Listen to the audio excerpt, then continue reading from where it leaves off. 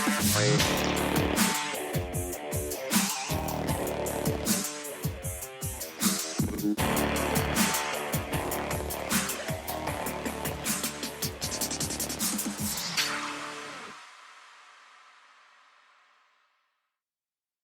want to start off with a reminder that we are not doctors. Before you make any changes or try something new, always consult with your doctor and medical team first. Chronic illness can vary from patient to patient, so it's always best to consult with your own doctor for what is best for you. Hello and welcome to IBD Determined. I'm your host, Mason Harvey, and I speak from the role of a patient, and I have Crohn's disease. And I'm your other host, Michelle Harvey. I am Mason's mom, and I speak in the role of a caregiver. And today we're going to talk about something that we are learning more about. And I think it's important to talk about. I think some people don't like talking about using AI in a lot of things. So think that AI is here and people are using it. I do think it's important to talk about because I had heard, and I told Mason about this, some of the IBD groups that I'm a part of, they were talking how they use ChatGPT to diagnose things. And I was like, is this for real? Like, there's no way ChatGPT can do that, right? And because I didn't know enough about it, because honestly, I don't use it. I've never used it before. Yeah. So I ended up creating an account through it to see if I could ask it my own questions and, see what happens. Because upon researching it, some people will enter like lab results. They'll enter images and you ask ChatGPT to diagnose them or symptoms. And there's, I don't know if some cases are real or not, where people say like it diagnosed them before a doctor did. Just trying to we don't talk it or, we don't know. You don't really know. But no. But the important thing is so I thought, let's do our own research today and look at ChatGPT and see what it knows about IBD. At the same time, it was also kind of interesting to research some popular questions that get asked, and maybe your questions will be answered in this episode too. The idea is we're going to ask ChatGPT questions that have been determined by doctors to be some of the top questions asked. And then we're also going to ask a few questions that ChatGPT says are the top 5 most asked questions about Crohn's disease. Okay. So it's interesting. So first of all, really quick, for some of you listening, some of you are pros and you're like, oh, I've been using it to modify pictures, to, roast my Instagram. Yeah, we need one to roast our YouTube. Oh, no, don't do that. No, I can't handle that. It's rough. That thing is insane. Yeah. So I've seen these things. And so some of you are going to know about this, and others are like, what is a Chat GPT? What is a Chat GPT? What are we talking about here? I didn't ask Chat GPT. I didn't ask it what it was, but I did go to Google because I thought, let's just use Google. And I asked it, what it is. And so for those of you out there that don't know, it's a conversational AI chatbot. It was developed by OpenAI. It's built on the GPT, which is a generative pre-trained transformer platform. So it's an architecture that excels at generating human-like text in response to user prompts. Basically, ask it a question and it's going to respond. And usually it's very polite. It is very but it's very polite to gentle. Yeah. It's actually nicer than most people. Right. Yeah. If you ask someone a question, they're like, and this one's like, oh, let me look that up for you. Excuse me, sir, but yes, puts on tuxedo. Polite. It's kind of interesting to see like what its capabilities are. I also thought, okay, where is ChatGPT getting its information from? How, like when I ask it a question, how is it so fast? How does it from? Where's it getting from? I asked, and it says it gets its information from a massive training data set composed of text from various sources, including the internet, which are books, articles, websites, things like that, and other data, which has been provided by human trainers and researchers. So the thing it answers here, it says, and I'm, this is stuff we're pulling up and reading to you guys. You can find this online too. It doesn't actively surf the web in real time. So instead, it says it relies on patterns it's learned during its training to generate responses. Interesting. So I thought, because I'm like, wow, it's so fast. It's like Google, like faster than Google almost sometimes. Because I'm like, this is amazing. It's like I can ask it something and it's like boom, and it's like we'll discuss as we go along because it is very interesting what it does. That's how it's responding to you. So it's not like surfing the web at the moment to find this. It has false memory. Yeah, it's already relying on these patterns. And unlike a human, where a human's looking for which file did I put that in, the AI just knows exactly where it is and just pulls it. It's really very interesting because it can predict also based on your question what your next question is going to be. And so you can tell that it does have these patterns that it has already learned. So it knows like what you're going to ask next, which is really crazy. It's wild. So have fun. You guys try it out. Go to ChatGPT, get an account. The other thing is I want to be clear, like today when we talk about this, nothing we're discussing today, this is all based on what we found on ChatGPT, Google. This is not from a medical source like a doctor. And so again, not to rely on these findings solely first. Yeah, so that's the important part. Like maybe if you want to search something, you have a question, great. Make sure that always consult with your doctor. Yes, you're still talking to your doctor. That is AI tells you to come off your treatment. Right. Don't trust it. Yeah, because again, it's been trained, but who's trained it and where has it got this information from? It's interesting. Anyways, I could go on and on about ChatGPT. It's very interesting. We were having like lots of good conversations. Yeah, it was very about it. Funny too.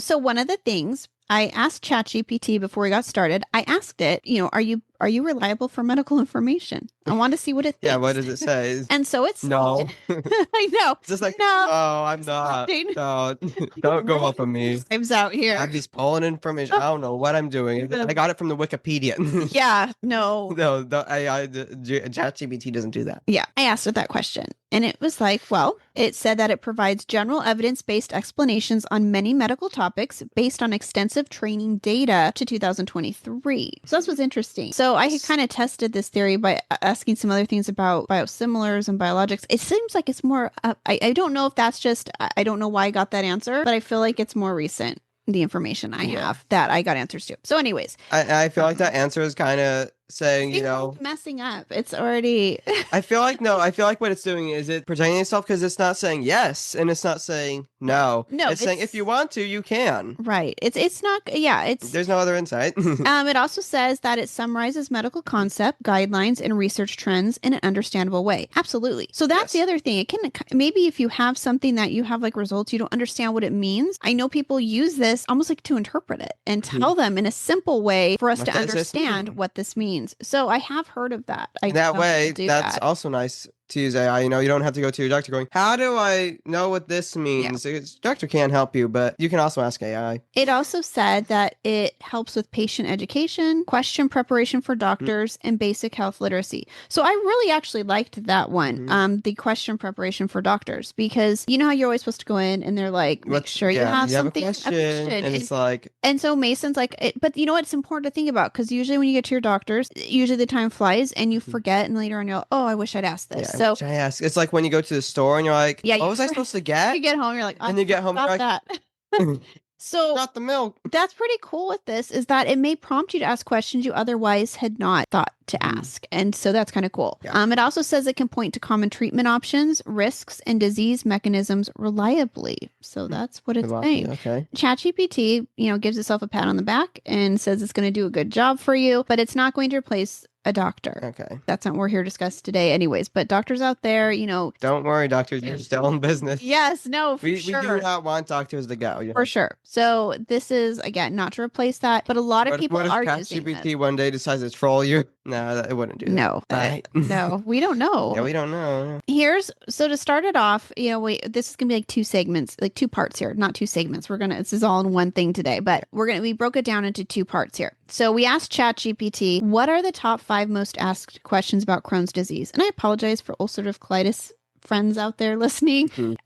I wanted to do IBD, but our other questions in the second set are related to IBD in general. So the reason I just went with Crohn's disease is because it can sometimes be a little more complex than ulcerative colitis. And so I wanted to see what it said about Crohn's disease. So not trying to ignore you guys. You guys are just as important, but I wanted to see what ChatGPT would do. It's not just a precise thing. No, it's not just like a wide thing that can do. It has to be more precise with it. So we want to see. Yeah. The first question is, The first question is that ChatGPT is asked a lot is, what is Crohn's disease and how is it different from ulcerative colitis? And I can see that most people associate those two together. We did this in 2 ways. We had ChatGPT answer this. Then I went to Google and I Googled the exact same question. And you know how like Mason just said, Google AI. So you know how like when you Google things, there's something at the top, like the top thing, and it like summarizes and then it puts websites next to it so you can reference where they got it from. Information where they got it from. And sometimes thankfully, when it shows you the websites, the Wikipedia pops up and you're like, Yeah, so Google is this is a little different than how ChatGPT is, but I wanted to put the two answers together to compare. Just to compare. The answer, what is Crohn's disease and how is it different from ulcerative colitis? Do you want to read the answer? I'll read ChatGPT and you can read Google AI. And I may interrupt you or you can stop if you want to talk about something as we're reading it, but otherwise we'll let you just go. All right. Hopefully YouTube doesn't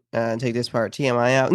Yeah, sometimes ChatGPT's graphic, okay? It's accurate. Okay. Yeah, it's accurate and it's graphic. Which is important because if it wasn't, that'd be kind of weird. Yeah, it'd be bad if it wasn't. Maybe you could ask this a question, say, how would you explain this to a child? Yeah, how would you tell this to a child? That's how you could question. So if you want a more, if you want a more children's book friendly, not TMI. Yeah. So, all right. So let's see. So yeah, if you don't want to hear this, close your ears. Are you regretting picking ChatGPT? Yeah. Well, I'm still seeing it in Google AI, so. Okay. Yeah. That's fine. Yeah. You're not getting away from it either way. Go ahead. So it says Crohn's disease is a chronic immune-mediated inflammatory bowel disease, IBD, obviously has that can affect any part of the digestive tract from mouth to anus. This is why you should ask for a children's answer. Yeah.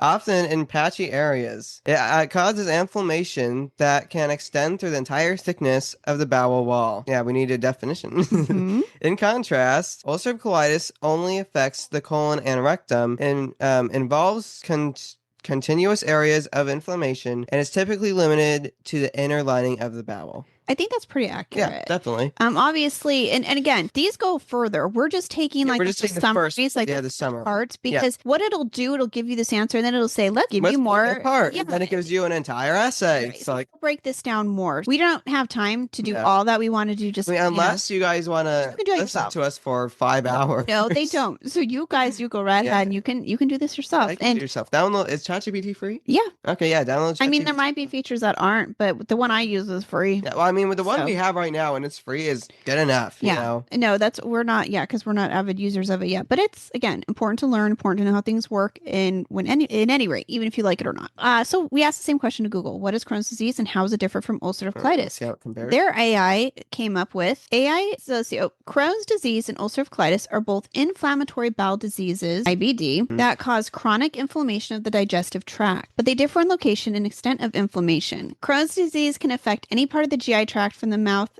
to the anus, while ulcerative colitis is limited to the colon and rectum. Additionally, Crohn's disease can involve inflammation throughout multiple layers of the bowel wall, while ulcerative colitis typically affects only the innermost lining. That actually, I mean, it went a little bit more into detail, but again, pretty similar. Yeah. And the thing with the Google AI is next to it. With Google, the thing that they have is they're going to have websites next to it. So you can research this further, you can get more information. And they also do what ChatGPT does, where they break it down further. Does ChatGPT give you the what they took it from? You know, they may have links on there, but I didn't notice that. I didn't see that. So I mean, one like with Google, you have to start pulling apart the information more to read more about it. ChatGPT does it for you. It it kind of does that for you. So that was interesting. The next question that is most often asked is what causes Crohn's disease? Okay, yeah. Okay. Obviously, this is asked all the time. That's not the first one, actually. Yeah, that's. But I'm seeing the third one, and I'm like, oh no. Right.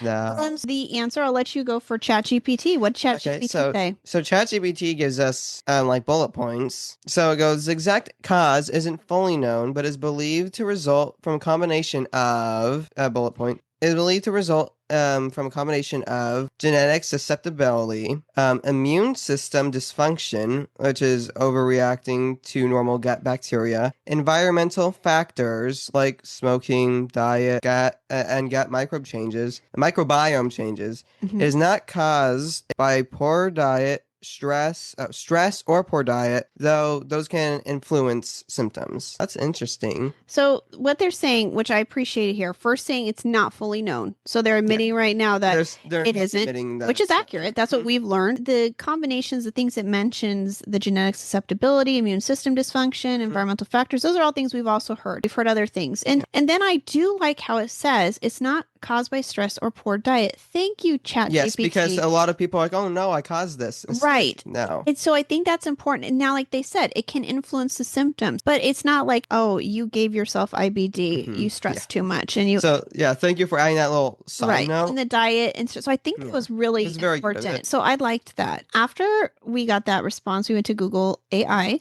We asked that question, and it said the exact cause of Crohn's disease is unknown, but it's believed to be a combination of genetic predisposition, immune system dysfunction, and environmental factors that trigger inflammation in the gastrointestinal tract. While diet and stress can worsen symptoms, they don't directly cause the disease. All right. So clearly this has pulled from the same information, which this is like kind of the basic information that's out there, right? Yeah. So what I'm noticing that ChatGPT did better is it is not caused by stress or poor diet, but has it in a more like a bullet point thing, which I like. And they describe what and immune also, system dysfunction. Yeah, they describe what it means by immune system dysfunction, what it means by environmental factors. Because Google AI got that, and good job to Google AI. But we have like smoking, diet, and gut microbiome changes, overreacting to normal gut, so it gives you details. And now there'll be which is helpful. There'll be more details when you look these up that I didn't include here. So goes deeper into that. But these are the quick summaries that you read, and so it shows you again just how they compare with each other. And so I think those are both good. The third question: can Crohn's disease be cured?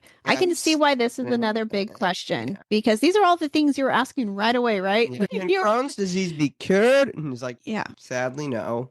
All right. So what does ChatGPT say? No, there is no definitive cure yet. All right, that's good. And it says, however, treatments including biologics, immunosuppressants, and surgery can manage the disease, induce remission, and improve quality of life. All right. Ongoing research into microbiome therapies, new biologics, and precision medicine continues to advance potential long-term solutions. So it nailed the precision medicine one too. It included that. So I feel like that's an excellent quick answer for somebody who wants to know more about this disease. And I like how right up front, there's no definitive cure yet. Just break the news there. So I really like how it broke it down. I think that was a great and accurate. To me, it seemed accurate with what we've learned. I like that. Google AI said no. Crohn's disease is a chronic condition that cannot be cured. However, it can be managed with treatments that help to control symptoms, reduce inflammation, and improve quality of life. They go on to say, like I took it a little bit further with Google AI just because it was right underneath it. Medications such as corticosteroids, immunosuppressants, and biologics can help to suppress the immune system and reduce inflammation. Surgery may also be necessary in some cases to remove affected portions of the digestive tract. Breaks it down a little bit more. It also mentions, again, there's no cure for the disease. Treatment can significantly improve the lives of patients and help them achieve long-term remission. Research is ongoing to develop new and more effective treatments. Both of them, actually, Google was almost more descriptive. Yeah. But Google AI had a more shorter answer. Or ChatGPT. ChatGPT, my bad. ChatGPT had a shorter answer. However, what they did is they described that there's ongoing research into microbiome therapies, new biologics, and precision medicine. And so Google AI didn't do that, but it is a longer and more, it explains a little bit more. Right. And so they're both really good. I think they both have their And honestly, pros and cons. I think there could have been more that I just didn't include from ChatGPT. Yeah, there probably is. But I think when you compare the answers, I'm going, this is cool. And then if you're on Google, you can go to if you're trying to write a paper or if you're trying to do more research, then you can go to the website that it connects you to. You can ask these things. You can try it and ask it, say, where did you find this information from? And it should be able to let you know. Google AI can get you the sources and ChatGPT can get you the sources and write your paper. Right. Yeah. Which don't do that. That's bad because that also would probably include because they check too, like for plagiarism and things. It will also have plagiarism because it's taking from sources, right? And it's not really writing on it. Well, I mean, it is writing on its own. You don't, but it's not. But you're not learning what you're supposed to be learning, which is So why are you taking the class in the first place if you're not learning? But if you're using just for the heck of it, like just for fun, or to write something on Facebook or Instagram, you want to be creative, go for it. That's this is your choice. I'm really into for our podcasts. We're not going to be relying on ChatGPT or anything AI to write these. These are all by us. All by us. I think that's important to have that human element too. We're not going to be doing that, but if you guys want to use it how you will. Yeah. So let's jump to number 4. I'm scared for this one because what are the symptoms? Do you want me to read it? No, I can read it, but YouTube might take down this video. So what are the symptoms of Crohn's disease? I'm going to see how accurate these get. And I understand, I wanted to I was TMI warning again. yeah, I was like, well, how Yeah. far are they going to take it? And so let's see. So you let us know. What did ChatGPT say, Mason? So ChatGPT says symptoms vary depending on which part of the GI tract is affected. All right, but common ones include abdominal pain and cramping, TMI, chronic diarrhea, sometimes with blood and mucus. Sorry. We're kind of out of the TMI thing. We're I guess we're just weight loss and fatigue, fever, anemia, mouth sores, joint pain, and skin issues. So yeah, and it says symptoms often come in flares and remissions. So yeah, it's pretty accurate. I mean, I think it got a lot of them. It was pretty good at mentioning all of them. Yeah. And it does go into more detail, but again, this was That was just quick, short. like the summary, and I was like, wow. And like it it said it often comes during remissions, which in flares and remissions, but it names flares first. Right. So because Mason has been in remission, but Mason's also had these symptoms come in while he's in remission, which means you're heading towards a flare. Yeah. So technically it does come during remission. So I think that's important to actually mention, because some people think remission means perfection. And it's like, it's not like linear. It doesn't always look like that. Google AI, they said Crohn's disease symptoms can vary, but common ones include abdominal pain and cramping, diarrhea,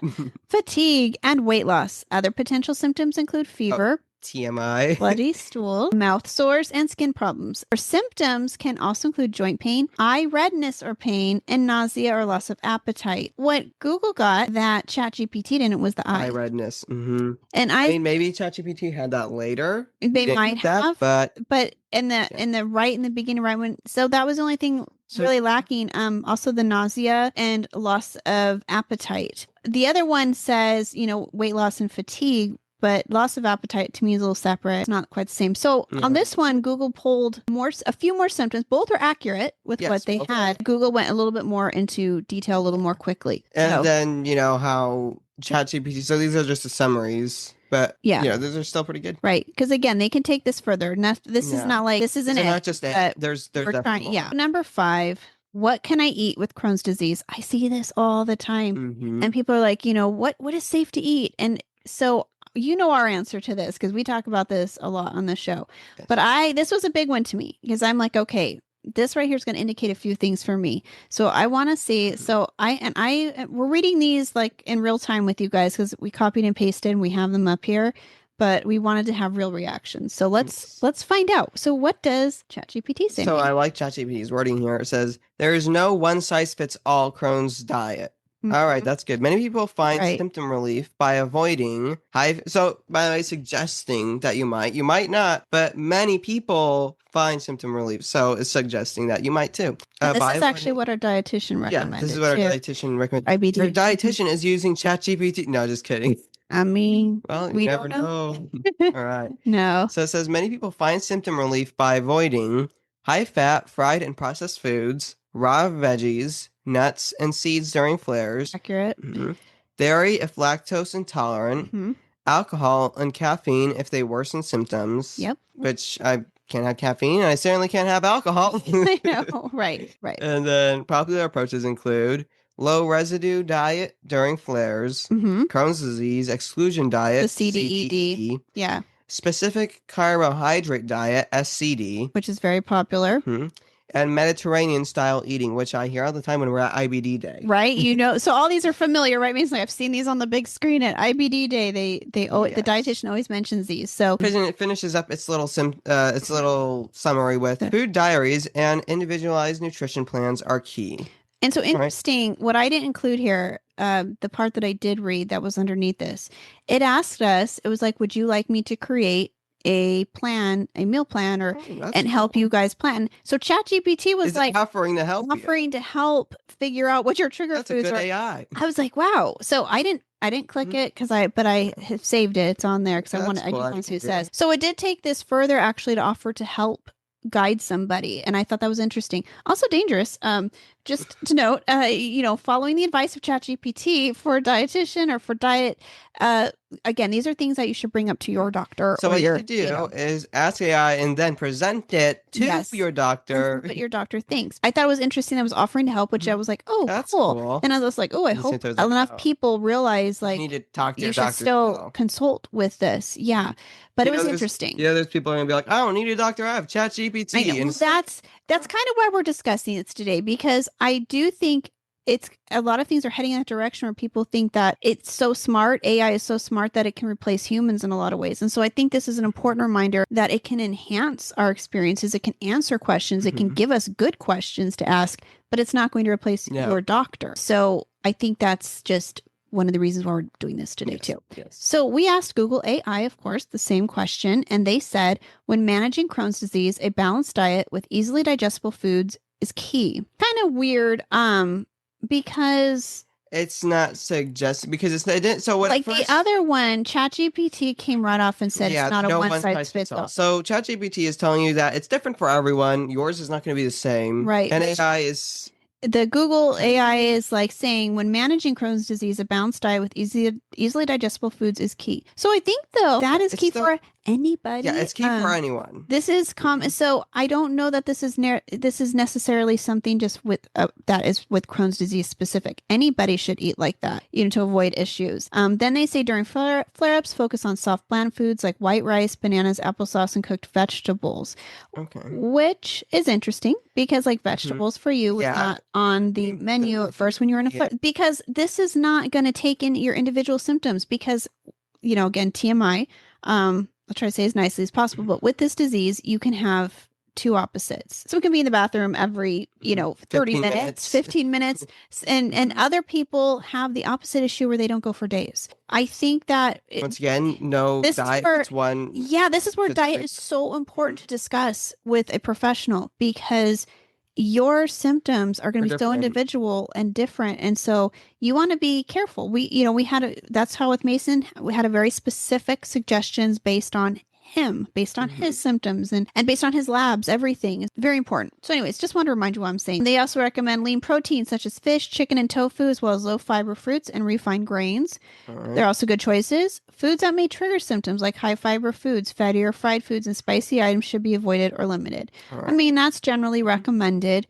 And again, everyone's different. Mason can eat like chicken fingers, chicken tenders anytime. And he's like, it's no problem. Yeah, now if I'm going into a flare, that's when we try to, But there was a time when you're in the flare. I remember your doctor, because I was like, he, does okay when he eats the chicken tenders. She's like, that's okay. That's him. And if he's doing okay with that, then the important thing is they need you to eat. And so it's better to find something you can eat and not, instead of saying, well, just avoid that. If he's doing okay, he's doing okay. But anyways, I just thought that was interesting. So the cool thing about ChatGPT, we're going to go to the next section here before I go, is it does make further suggestions, which is really interesting because sometimes as you're reading these things, you're like, oh, I wonder what this is. And when you get to the end, it's like, would you like to know more about blah, blah, blah? And you're like, sure. Yeah. How did it know? It's pretty cool for those reasons. We have a few more questions we're going to go through. So you can break this up. You can listen to this in two sections if you want to.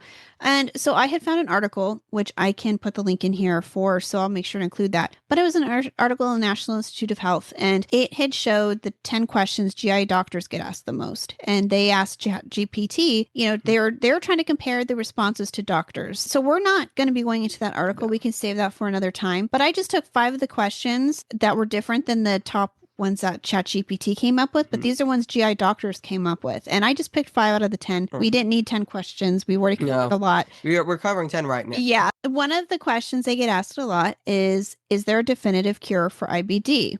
And so this is kind of similar to what we already talked about, but this is for IBD, not just Crohn's disease specific, which is what the other questions were. I'll let you read. Let's see here. I mean, we basically kind of covered this, but we covered Crohn's. So let's see what it says for IBD in general. So it says, is there a definitive cure for IBD? It says, no, there is currently no definitive cure for inflammatory bowel disease, IBD, which includes Crohn's disease and ulcerative colitis. These are chronic immune-mediated disease conditions where the body's immune system mistakenly attacks part of the digestive tract, leading to inflammation. That's good. So it's good, right? I think that is accurate. And Google AI said No, there's currently no definitive cure for inflammatory bowel disease. However, various treatments can effectively manage symptoms, induce and maintain remission, and improve the quality of life for individuals with IBD. So I like ChatGPT's answer Yeah. a little better, but both were accurate. Yeah. Neither one was wrong. So yeah. I like how I like how the Google AI one said there are various treatments. So it's telling you that there's treatments to treat it, which ChatGPT didn't do. Right. However, ChatGPT sacrificed the space where it had where the treatments, where it had a more explanation on how it works. Right. Because ChatGPT talks about how the immune system mistakenly attacks part of the digestive tract, which is very cool because now it's telling you how it works. Right. Which, it probably goes into the treatments lower in the summary part. Out of the summary part. But I like ChatGPT's a little more. I know. It's hard to say, though. They're still pretty cool. Both are good. Because at the same time, we have to remember that ChatGPT is meant for this, right? ChatGPT is solely based on AI. While Google AI is also AI, but it's part of Google itself, where you pull up websites. It's not exactly only meant for AI. It's more of a tool that does everything. Right. So it's still pretty good. I prefer ChatGPT a little bit more, but they're still pretty good. And a lot of times, I'm still going to revert to Google first because I like to get the articles because I like to read. Yes, if you want articles. If you want the AI thing. And again, I could probably ask ChatGPT, which I'm going to try. I want to ask it for the articles or where it got where the source was, because I like to read the articles myself and make sure that see what I'm reading, see if there's any bias with the article. I think it's important for us to analyze and read articles ourselves too, and not just rely on the summaries from these things. It's important to do your own research and to better understand it. So that's me. Some of us are just looking for a quick answer, and this will help you. They're just really good. The other question is, what should I eat to manage my IBD well? And so again, the other things we'd ask were related to Crohn's. So this is related to IBD, which is Crohn's and ulcerative colitis. Here, so it's going to be slightly different. So let's hear. And so ChatGPT starts with congratulating you on asking this question. It goes, excellent question. I know, Thank you, so ChatGPT. positive. That's so nice of you. I love it. Yes, give him a hug. It says, excellent question, and one that's often frustrating since there's no one-size-fits-all IBD diet. All right, here we go again. But I'll give you a clear, evidence-based breakdown of what tends to work best for managing IBD based on clinical guidelines and patient experience. Keep a detailed food symptom journal for 2 to 4 weeks. Track what foods worsen or calm your symptoms. What works for one person with Crohn's or UC might not work for another. So again, they mention that's not a one-size-fits-all approach. And I like that they say they're going to give you evidence-based breakdown for what tends to work. I like that. And evidence-based. Yeah, that's but then good. it says in bold, managing IBD, not curing, it's just managing. It's like putting a Band-Aid on something. It's not going to make it better. Well, it is going to make it better, but it's not going to cure it instantly. Right. So it's again, interesting stuff, and very interesting. Do you like it's a human? It's like there's having a conversation, and there was more information it went into again, which was really helpful. It's like, wow, this is like it cares, it's really I do care about how you're feeling. Let me help you out. And so I can see where some people who might be feeling kind of alone or feeling unheard, you answer these questions, and you feel like, wow, it's listening. It's listening to me. It feels like a real person. I feel like it is very interesting. Yeah. And Google AI says a balanced diet with focus on anti-inflammatory foods is generally recommended for managing IBD. Okay.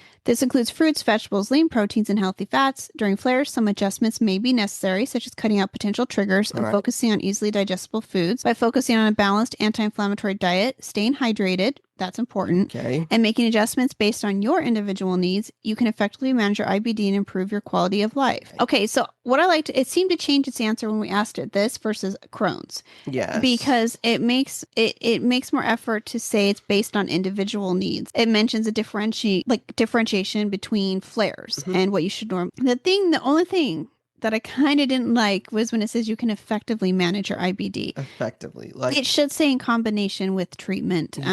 Because I feel like somebody reading this, the only reason I'm being that picky, and this is being picky, but I sometimes try to read things as a desperate parent, parent who's pick yourself as a parent. Your kid just got hospitalized and it has Crohn's disease, or you just got hospitalized and have Crohn's disease. And they hate injections. Yeah, they hate injections. You go, oh my god, search Google, and Google says you can treat it effectively by just being on a diet, and you're Right. like, oh, thank God, I don't have to do treatments. And the doctor comes in and like, you have to do treatments, and you're like, the doctor was lying to me. Google said I didn't have to. It's like But that's the only, like, I read it from that perspective. Like, if that's I the was, only thing. and we did ask to say what should I eat to manage my Yeah. IBD well, but I should point out this will help you manage in addition to other recommended therapies or treatments. Just so Yeah, that's the because only, that's if we're most getting important. picky, that's the only thing that I feel like could be misunderstood. I don't think they did a bad job. No. I just think that a desperate parent or newly diagnosed patient is going to be like, I can manage my IBD with diet, and that's And this is once again where it comes to Google AI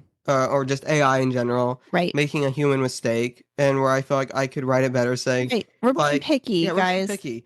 But I feel like I would maybe word it like it could be treated with diet, Mhm. but it's different for everyone. And typically, for most people, it has to be treated with a diet and with treatments, both, not one or the other. And sometimes never a diet. And sometimes never a diet. You just have to Right. take treatments. But sometimes there's something you just can't eat. Mhm. And so you still have to be on a diet, but it's not going to help. It will just make you worse. So then you have to be on both treatment and diet. I feel like it needed to be a little bit more specific, but we didn't ask to be treatments. Right. And We didn't ask versus anything or compared to. It's just kidding. we just a little miss there. Let's go to number 3, which All right. can I, as an IBD patient, have my biologic drug in tablet form, avoiding subcutaneous or intravenous administration? So I'm sure. My honest reaction to that is like, oh. Yeah, I'm sure doctors do get asked this a lot because I know that's one of the things Mason was asking right away. Well, can I take a pill? Is this? And like, And now I'm like, no. And so, one of our questions was that is like, and a lot of people are like, well, why can't I? Why does it have to be this way? So let's see. Biologic is the key word here, guys. So any of you listening say, oh, my child's on Revoke and there's a tablet, not a biologic. Not a biologic. So the question is, we asked ChatGPT was on a biologic drug. So what did they say? So ChatGPT says, right now, most biologic drugs for IBD are still administered by subcutaneous injections or intravenous infusion. Mhm. So it says that's because biologics are large, complex protein molecules, antibodies or antibody fragments that would be broken down by our digestive system if taken orally, like any other protein. Right. And we had asked that when we spoke at Soriso. Remember, because we had talked to them about that. I believe if you look them up, Soriso Pharmaceuticals is developing I think they're trying to develop a biologic that is in pill form. And so it was interesting to hear because they said like so far most of them by the time like this just said ChatGPT was accurate on this. Your digestive system will break it down if it's taken orally. And that's the problem. They don't want it to break down. No, because then it's not going to be treating. Right. Effectively. So the way it works, it's not effective when it goes through the digestive system.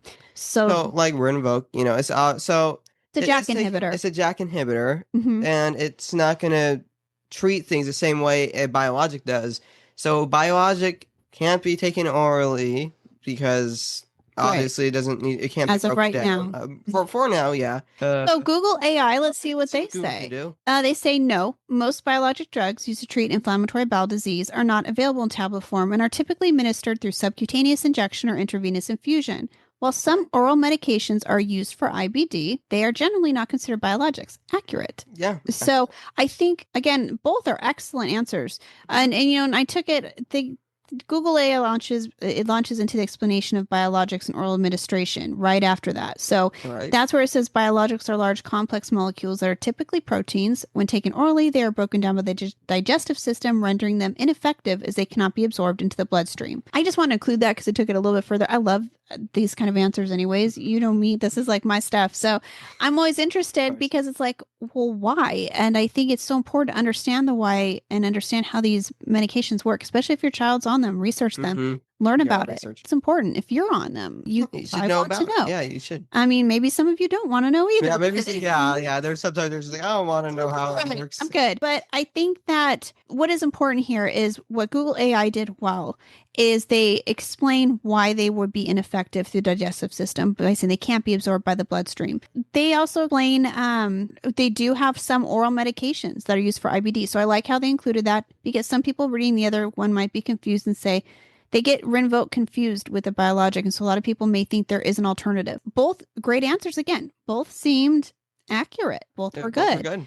And then another question. I don't know if we have. Yeah, we do have well, 5. I was just checking. Why is this one so long? Yeah, sorry. Well, guess what? I get to read the short Question number 4. So it says, do I, as an IBD patient, risk infection or cancer by doing biologic therapy? So, and I want to say this was one I debated on taking out because I don't want to put misinformation out there about something that really is an important topic between you and your doctor. Again, this is something that you need to consult with your doctor, not really, AI, not us, not Google. So I did want to include this because I think the answer was important because this is what they're putting out there. Again, this should not replace please the doctor and having that conversation and understanding why something is important. So again, but super important question. I think this is why a lot of people avoid biologics. So I do think it's important we talk about it. So I left it in there. Go ahead, Mace. All right. ChatGPT. So again, the question was, do I, as an IBD patient, risk infection or cancer by doing biologic therapy? Yeah. All right. So we started off by saying yes.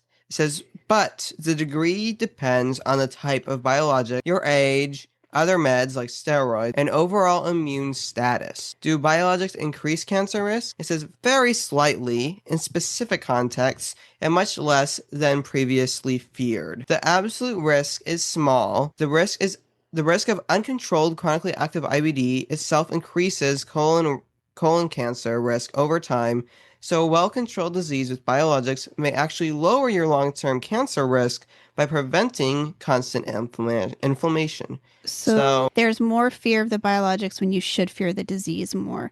And so I thought that was important. And this is a ChatGPT response. And so I thought that was interesting. I also thought it was really good. It was encouraging to me. I thought that was a good response. So so if you don't treat it, it increases colon cancer. If you do treat it, there's a very, very slight chance of it can increase the risk for other cancers, but it can decrease the risk for that. And so, but like you said, yes. And so I think it's an interesting answer, but again, important to discuss with your doctor because you have your own risks, your own age. Everyone is different, and your doctor will know better. There may be other health issues you may have too, besides Crohn's disease or besides ulcerative colitis. And Google AI, so they answered, in conclusion, while biologic therapy carries potential risks of infection and cancer, these risks are generally considered manageable, and the benefits of controlling IBD often make it a worthwhile treatment option for appropriate patients. It's crucial to have a thorough discussion with your healthcare provider about the potential risks and benefits in your specific situation. And then it breaks it down. I'm not going to go through all these, but I just put this up here to remind myself to mention it.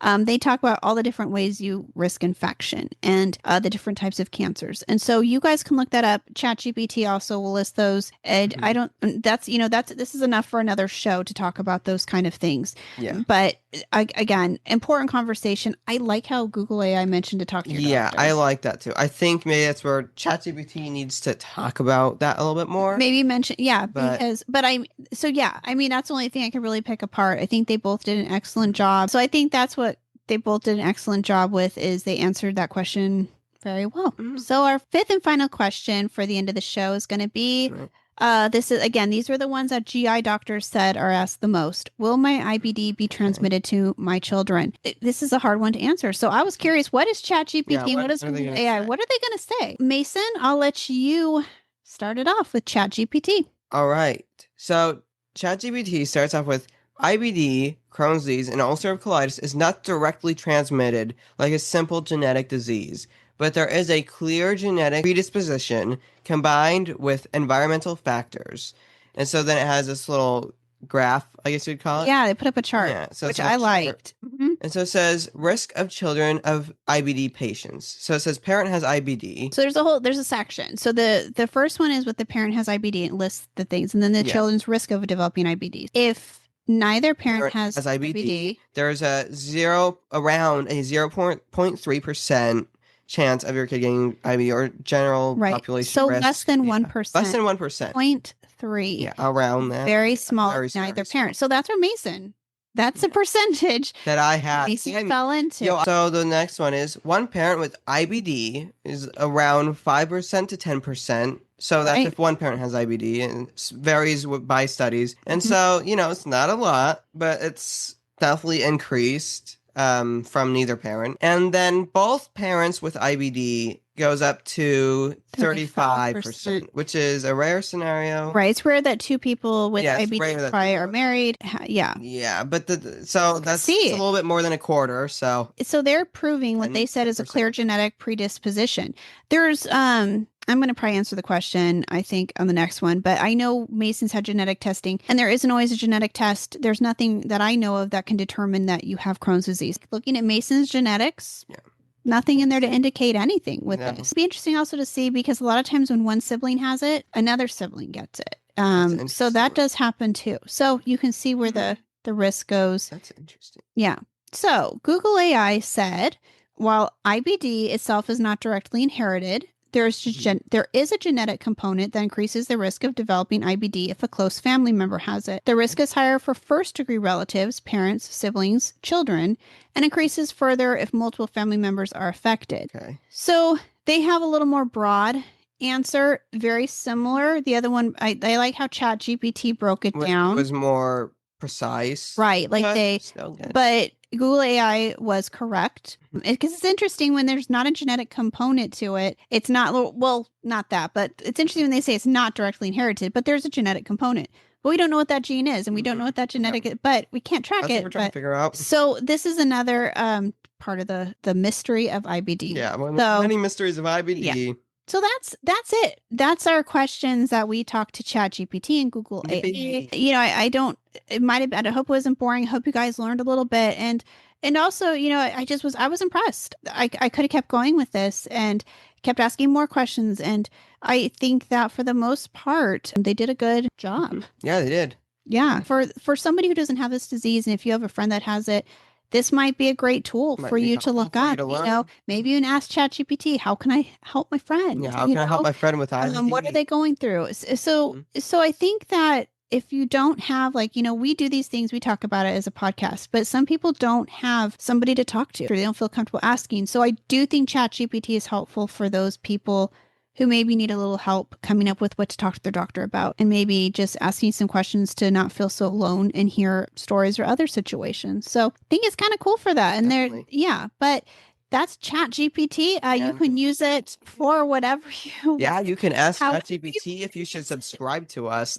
Yeah, I know we've had a few new subscribers and new listeners, and we did have, there was a cool comment our last one. Oh, really? Yeah, and so it's always nice to hear from you guys and know that we're helping and we're providing some information that's beneficial to you guys. Yeah, we love to know that we're helping. Yeah, and so hopefully ChatGPT, maybe this is new to you, maybe you've heard about it, maybe you use it. So it's, you know, good to talk about, and it won't be the last time we talk about it. No, and so, but good to start. So yeah, you guys can follow us on Instagram at Team IB Determined. Yep. You can also follow the Reggie Project, and we're, you know, we have Karmatude candles. We don't always talk about it, but you can order them on karmatudecandles.com. You can go to our website, and those help support the Crohn's and Colitis Foundation.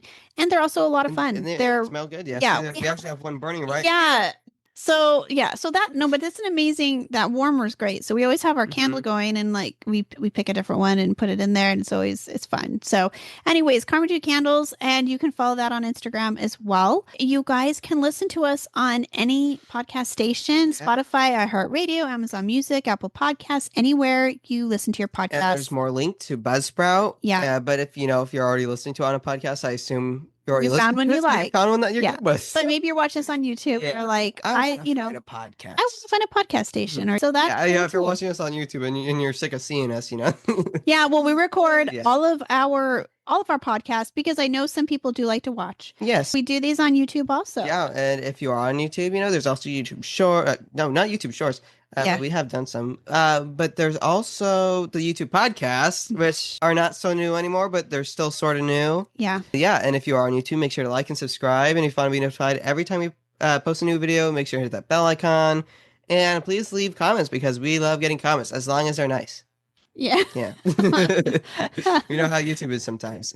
Mason's like, we're not going to listen to you otherwise. Yeah, we're not going to do it. It's like, we're Rude. going to delete your post. So, and we hope that you guys are doing well. Mason Yeah. is halfway through his summer school class.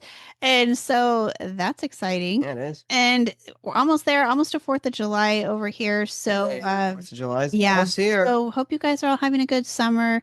Well, depending when you're listening to us. Just And be responsible with fireworks. yeah, Yeah. hope you guys have a good rest of your day, Yeah. evening, morning, work week, anything. Hope it's good. Have a great summer class if you're doing summer Yeah, class. for like Mason, you're taking summer Have class. a great summer break. Have fun reading Harry Potter. I don't know. Have a or good Hamlet. 4th of July dinner. I don't know. You're having hot dogs or hamburgers. I don't know what you're doing. But yeah, just have a great time. Yeah. And we will see you guys. We'll be back in 2 weeks 2 with the weeks. next episode. So we'll see you then. Peace. Bye. Bye. We hope you will stick around, tune in, and reach out to us with your own journeys. We are excited to give you an inside view of what it takes to be a caregiver and what it's like to be a patient. And most of all, we hope you'll maybe be able to apply something you hear on here that might help you in your own life. Sometimes life changes, and it's all about how you handle the journey.